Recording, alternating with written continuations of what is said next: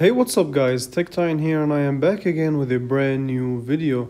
So before I begin this video, as always, I want to first thank you all so much for watching this one. If you enjoy my content, go ahead and leave a thumbs up. Also make sure you subscribe to the channel.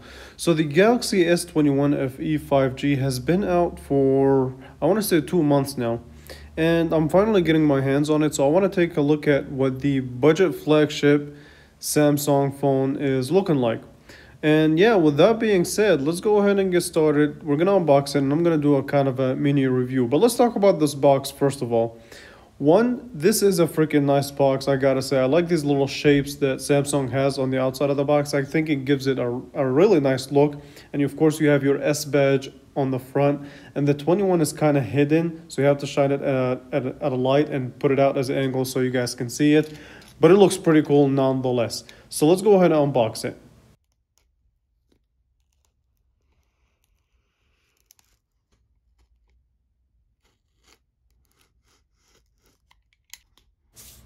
So lifting the lid of the box, you get introduced to the phone itself, and taking this out, the first thing that I notice is that it's kind of lightweight for a phone with a 5,000 milliamp hour battery.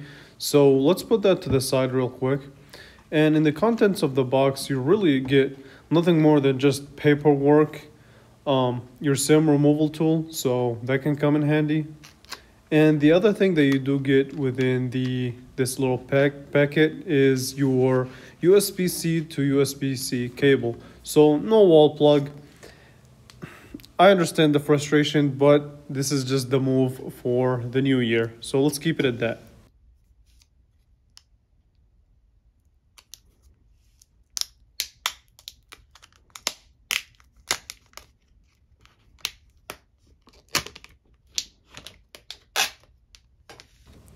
So here it is. What I'm going to do is spend a couple of days with it so I can give you guys a proper kind of a mini review and my thoughts on it as a budget reviewer.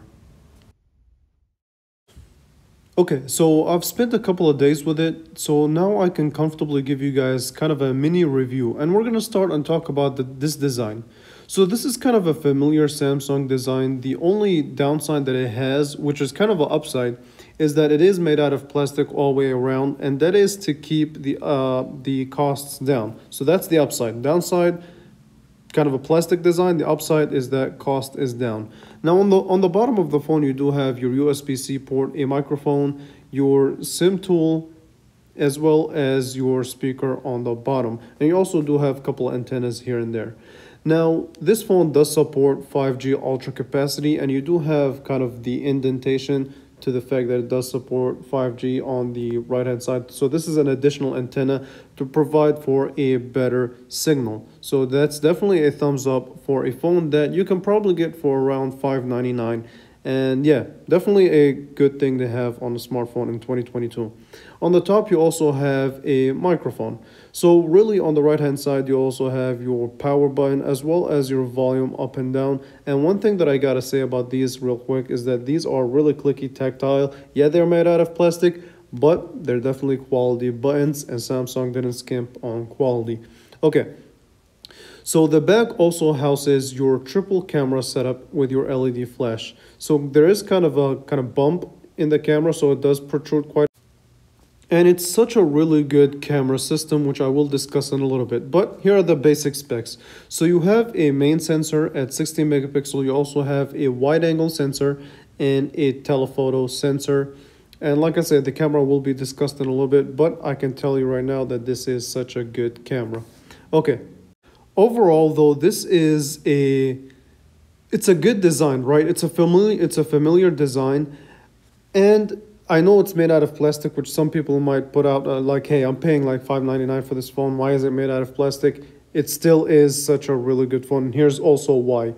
One, this display. So this is such a really nice display. So it's a 1080p, 120 hertz, Super AMOLED display, bright, vivid, and colors are nice. The blacks are black, and it's a really good display.